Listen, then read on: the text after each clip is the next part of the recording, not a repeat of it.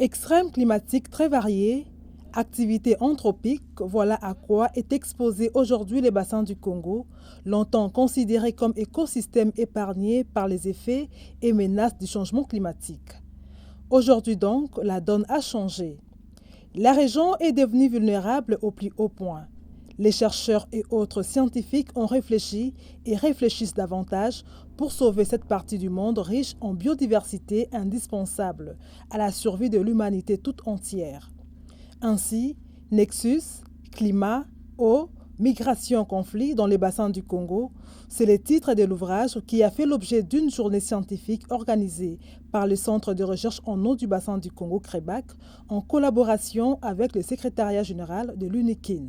4 ans durant, plusieurs chercheurs et autres scientifiques de différentes universités ont mené des investigations en procédant à la collecte et l'analyse des données sur le terrain afin de produire les résultats plausibles quant à la vulnérabilité du bassin du Congo, due entre autres aux extrêmes climatiques très variés et aux effets des activités anthropiques, études axées sur le climat, l'eau, les migrations, les conflits, la vulnérabilité de la biodiversité ou des ressources naturelles. Ces résultats publiés dans cet ouvrage vont servir pour orienter la prise de décisions et élaborer la stratégie de la gestion durable du bassin du Congo, un patrimoine commun. La raison de la journée scientifique, ce sont les questions qui nous préoccupent, les questions de survie de nos communautés, les questions de la protection, préservation de la biodiversité, les questions de la durabilité du bassin du Congo. Aujourd'hui, le bassin du Congo est ce qu'il est. Dans 10 ans, dans 20 ans, que sera le bassin du Congo? Ce sont ça les questions qui nous préoccupent. Et ces questions-là ont de l'influence au niveau régional. Il y a des interactions. Nous pouvons citer ce qui s'était passé il y a quelques années sur le bassin du lac Tchad, où le monde a assisté à une diminution sensible des niveaux d'eau.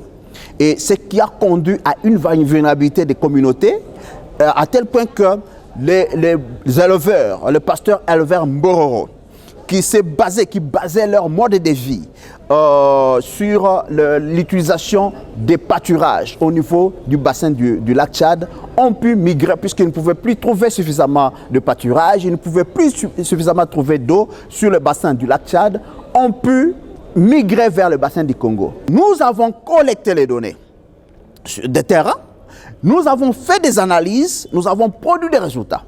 Et ces résultats-là ont été publiés dans le livre que nous venons de présenter, n'est-ce pas? Et aussi, les résultats ont été publiés dans d'autres revues internationales.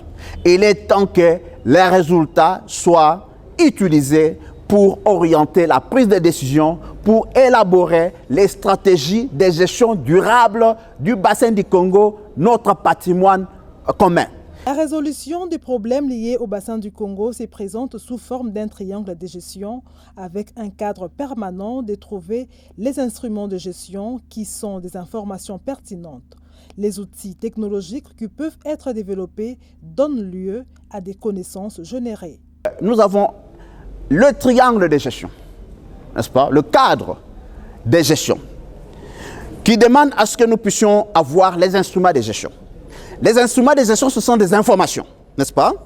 Les informations, les outils technologiques qui peuvent être développés, ok?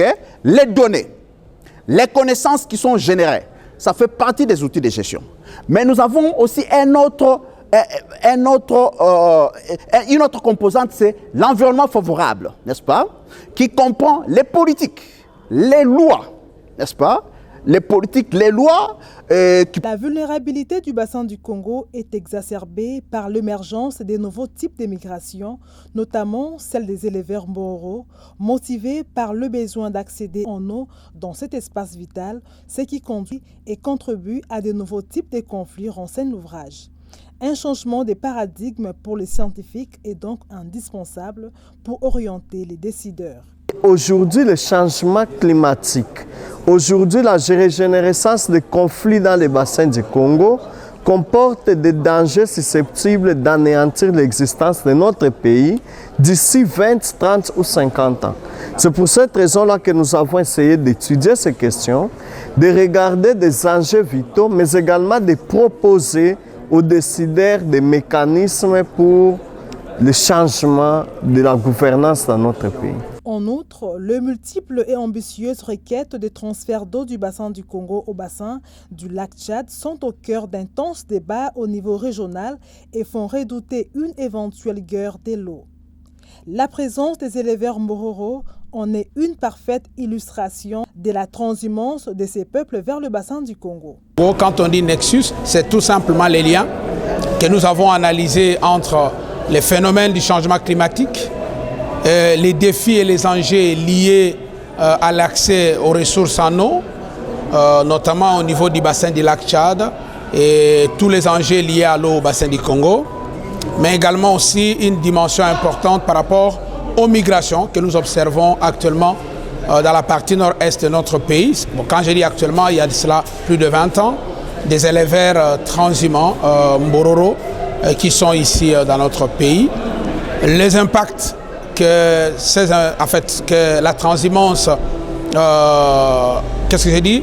Les impacts de cette transhumance dans les écosystèmes, dans les activités de production des communautés locales, notamment les femmes, mais également aussi sur la biodiversité. L'ensemble des différents exposés des intervenants ont suffisamment outillé les participants pour comprendre les problèmes relatifs au bassin du Congo et ses défis. Cette journée-là, elle était très bénéfique pour nous.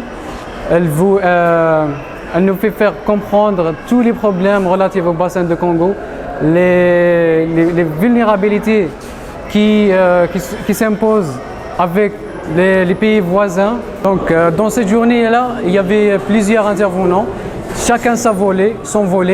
Il y avait des intervenants en matière de l'eau, des matières juridiques, des matières financières. Donc, il y avait des droits, il y avait des différents intervenants.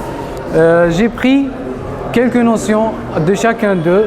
Par exemple, de prof Chimanga, le responsable de Crébac et le professeur aussi à la faculté de l'agronomie.